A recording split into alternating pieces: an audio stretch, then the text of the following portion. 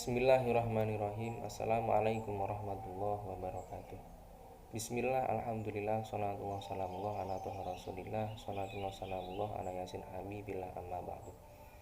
Perkenalkan, nama saya Muhammad Rokhisul Ihsan. Dalam video kali ini saya akan membawakan materi yang berjudul masalah-masalah dalam waris. Mata kuliah pembelajaran fikih dosen pengampu Ibu Zakiatus Soimah. Dalam masalah-masalah waris, ketika pembagiannya ada 5 masalah yang masyhur. Yang pertama disebut aul, yang kedua disebut rad, yang ketiga disebut ghurawain, yang keempat disebut musyarakah, dan yang kelima yang disebut ad-dariyah. Yang pertama ialah aul. Secara bahasa, aul berarti bertambah atau meningkat. Secara istilah berarti jumlah harta warisan kurang terhadap bagian ahli waris yang telah ditetapkan. Dikatakan aul dikarenakan dalam praktek pembagian warisan, angka asal masalah harus ditingkatkan atau dinaikkan sebesar angka bagian yang diterima oleh ahli waris yang ada. Langkah ini diambil dikarenakan bila pembagian warisan diselesaikan menurut ketentuan yang ada, maka akan terjadi kekurangan harta. Dengan contoh kasus, seseorang meninggal dunia meninggalkan harta warisan sebesar 7 juta misalnya, dengan ahli waris suami dan 5 saudara perempuan. Suami mendapatkan setengah, 5 saudara mendapatkan 2/3. Jika tidak diaulkan, maka akan terjadi kekurangan 1.600.000 rupiah. Lalu bagaimana penyelesaiannya? Penyelesaiannya seperti berikut. Suami mendapatkan 3 juta, 5 saudara perempuan kandung mendapatkan bagian 4 juta, dan dihasilkan ialah tetap sebanyak harta warisan 7 juta. Yakni asal masalah diaulkan dari 6 menjadi 7, dikarenakan jika tidak diaulkan akan terjadi kekurangan harta sebesar 1.600.000 rupiah.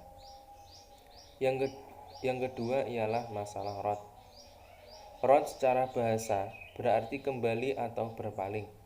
Secara istilah berarti berkurangnya pokok masalah dan bertambahnya jumlah bagian ashabul furud atau seseorang yang mempunyai bagian dalam waris. Atau bisa dikatakan rad merupakan kebalikan dari aul. Rad ini terjadi apabila dalam pembagian waris terdapat kelebihan harta setelah ahli waris ashabul furud memperoleh bagiannya dan atau pembilang lebih kecil daripada penyebutnya. Dalam kasus rad ini ada syarat-syarat yang harus tercapai. Bila dalam pembagian waris tidak ada ketiga syarat-syarat ini, maka kasus rad tidak akan terjadi. Syarat-syaratnya sebagai berikut ialah: yang pertama, adanya ashabul furud. Yang kedua, tidak adanya asobah. Yang ketiga, ada sisa harta waris. Ahli waris yang berhak mendapatkan rad ini ialah: yang pertama, anak perempuan. Yang kedua, cucu perempuan keturunan anak laki-laki. Yang ketiga, saudara kandung perempuan. Yang keempat, saudara perempuan seayah. Yang kelima, ibu kandung. Yang keenam, nenek soheh atau ibu dari bapak. Yang ketujuh, saudara perempuan seibu. Yang kedelapan ialah saudara laki-laki seibu.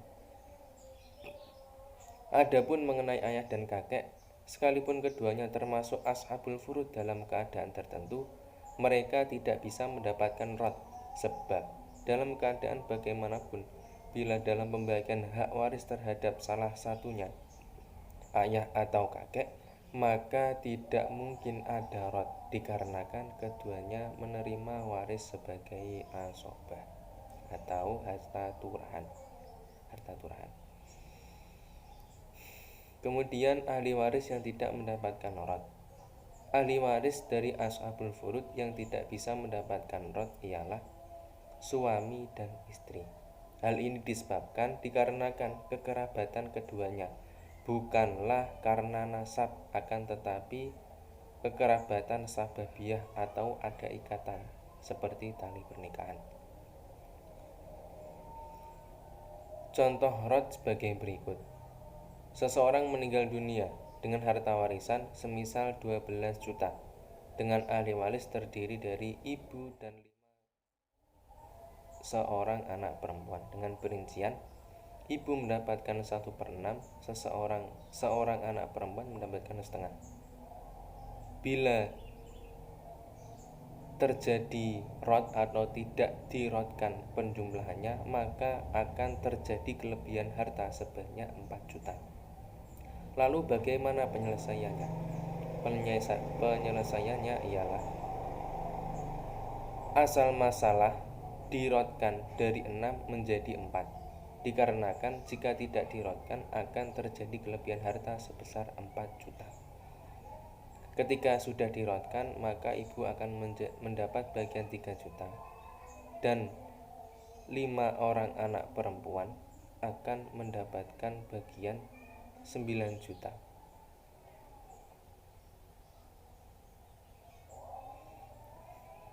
Yang ketiga ialah masalah ghorowain.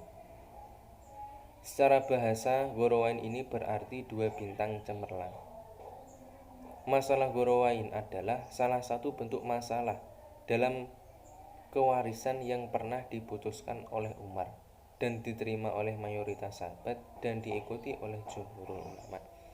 Masalah ini terjadi pada waktu penjumlahan beberapa furud dalam satu kasus kewarisan yang hasilnya tidak memuaskan beberapa belah pihak. Permasalahan ghorowain ini terjadi apabila seseorang yang meninggal dunia memiliki ahli waris suami, ibu, dan ayah. Dan masalah ghorowain ini terjadi pula apabila seseorang yang meninggal memiliki ahli waris istri, ibu, dan ayah. Jadi permasalahan ghorowain ini tercipta dari kedua masalah tersebut. Apabila tidak ada masalah kedua tersebut, maka tidak bisa disebut masalah ghorowain. Dengan contoh masalah, seseorang meninggal dunia meninggalkan ahli waris suami, ibu, ayah dengan harta warisan 6 juta. Dengan perinciannya, suami mendapatkan setengah, ibu 1/3, dan ayah mendapatkan asobah.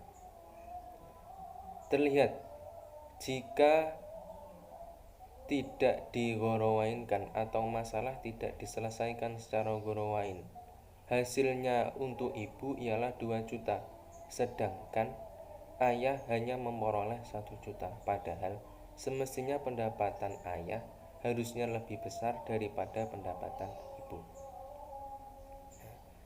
Lalu bagaimana penyelesaiannya? Penyelesaiannya ialah penerimaan ibu bukanlah sepertiga harta peninggalan, melainkan sepertiga dari sisa harta peninggalan.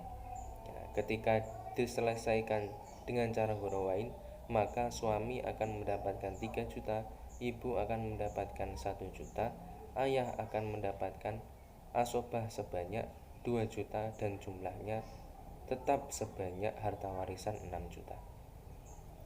Yang selanjutnya ialah masalah musyarakah.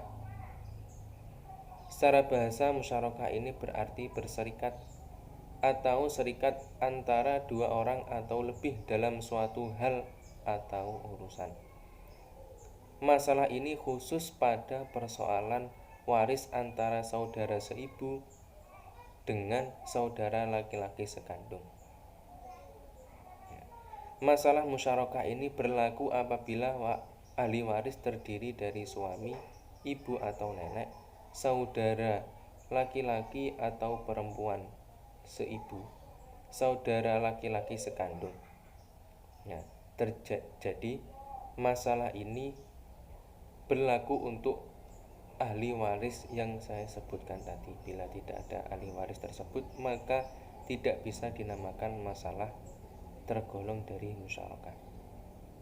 Permasalahan tersebut jika diselesaikan sesuai bagiannya, maka saudara laki-laki sekandung akan mendapatkan asobah, tidak mendapatkan bagian. Karena kenapa? Ketika dijumlahkan akan habis dibagikan. Padahal Kita ketahui bahwa saudara laki-laki sekandung lebih dekat hubungannya dengan si mayit. Dengan contoh kasus seseorang meninggal dunia, meninggalkan ahli waris suami, ibu, dua saudara laki-laki seibu dan dua saudara laki-laki sekandung, dengan meninggalkan harta warisan sebanyak 36 juta. Penyelesaiannya ialah sebagai berikut. Suami mendapatkan setengah, ibu mendapatkan 1/6. Dua saudara laki-laki dan dua saudara laki-laki sekandung digabung mendapatkan 1/3. Nah, kemudian penyebutnya disamakan ialah suami mendapatkan 3/6, ibu mendapatkan 1/6, dua saudara laki-laki seibu, dua saudara laki-laki sekandung digabung mendapatkan 2/6. Kemudian dikalikan sebanyak harta warisan.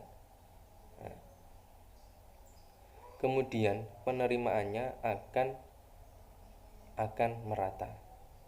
Seperti suami mendapatkan 18 juta, ibu mendapatkan 6 juta, dua saudara laki-laki seibu dan sekandung dan dua saudara laki-laki sekandung akan mendapatkan 12 juta.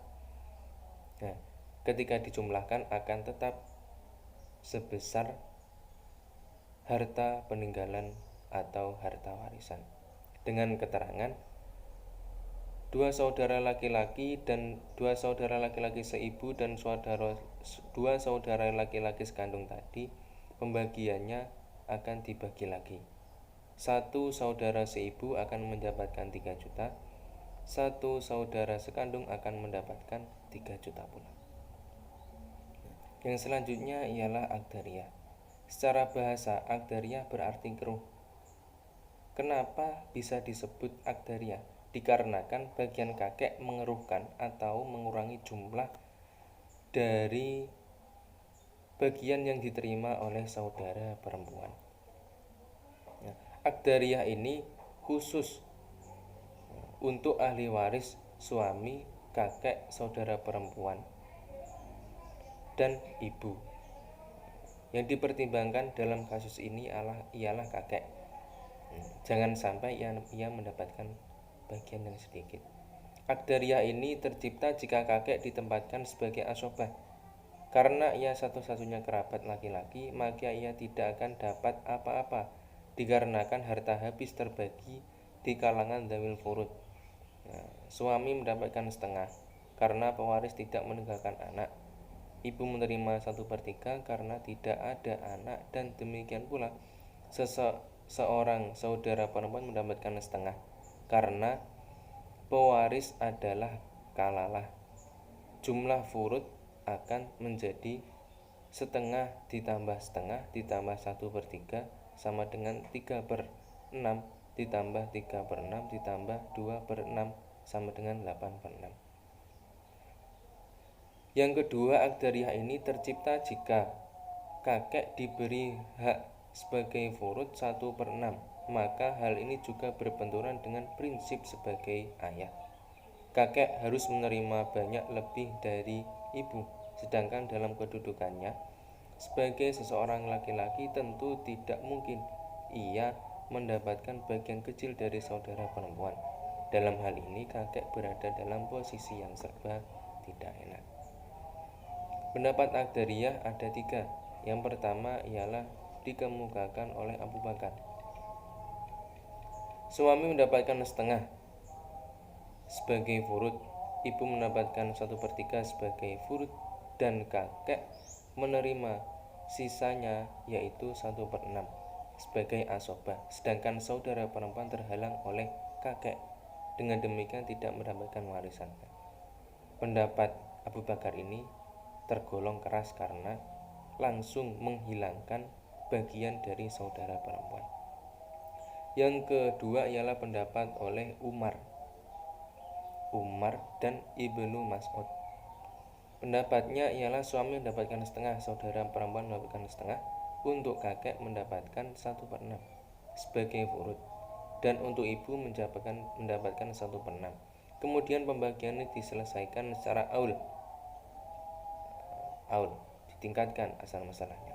Ibu diberi 1/6 dengan pertimbangan supaya haknya tidak melebihi hak kakek, namun alasan berubah. Persentase bagian yang didapatkan ibu 1/6 dari yang telah ditetapkan oleh Al-Quran. Tidak pernah dijelaskan oleh Umar maupun Ibnu Mas'ud dalam kasus ini. Berarti keduanya lebih mementingkan perasaan daripada tuntunan hukum. Yang ketiga ialah pendapat Zaid bin Sabit. Pendapat ini ialah pendapat yang masyhur, pendapat yang diikuti sampai sekarang.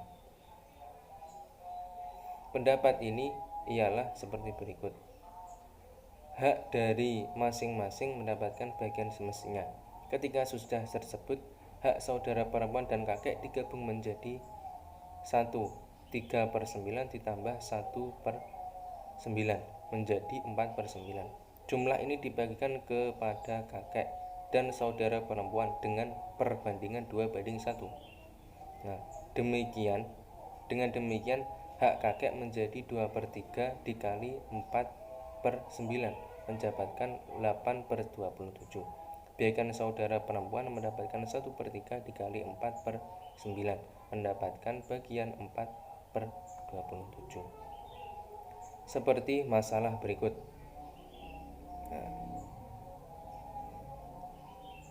Suami mendapatkan setengah, ibu mendapatkan 1/3, saudara perempuan mendapatkan setengah, kakek mendapatkan 1/6. Dengan asal masalah 6. Kemudian asal masalah yang ada yang sudah dikali dan dibagi dari bagian pasti akan digabungkan dari saudara perempuan dan kakek. Nah, jadi 3 di strip langsung, 2 strip langsung, 3 ditambah 1. Bagian saudara perempuan dan bagian kakek ditambah menjadi 4. Nah, langsung disamakan penyebutnya 3/9 bagian suami, 2/9 bagian ibu, 4/9 bagian dari saudara perempuan dan kakek. Kemudian dikali sebesar harta warisan. Misalnya harta warisannya ialah sebesar 260 juta. Maka akan menerima suami 72 juta, ibu 48 juta, saudara perempuan dan kakek 96 juta. Ketika dijumlahkan akan kembali pada harta warisan yang tadi, ialah 216.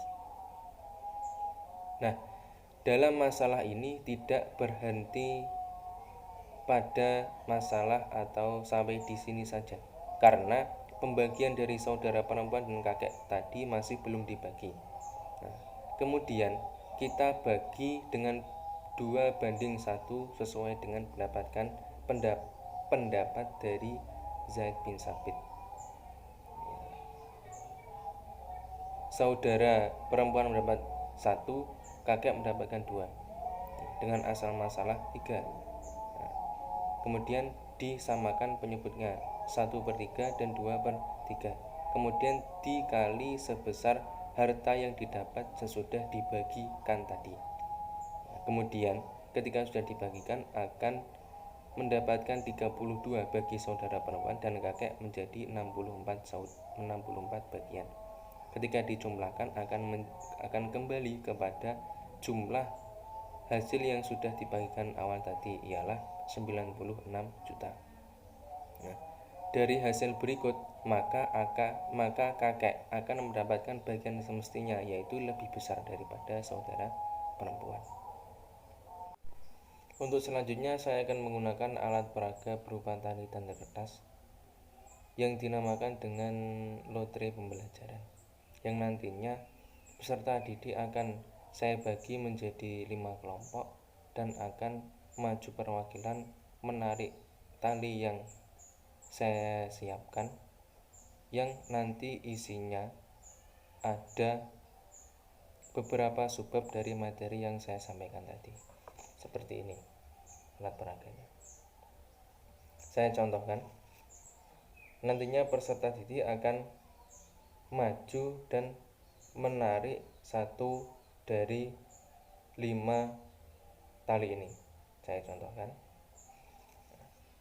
Jadi peserta didik yang menarik akan mendapatkan yang ini atau yang ditariknya.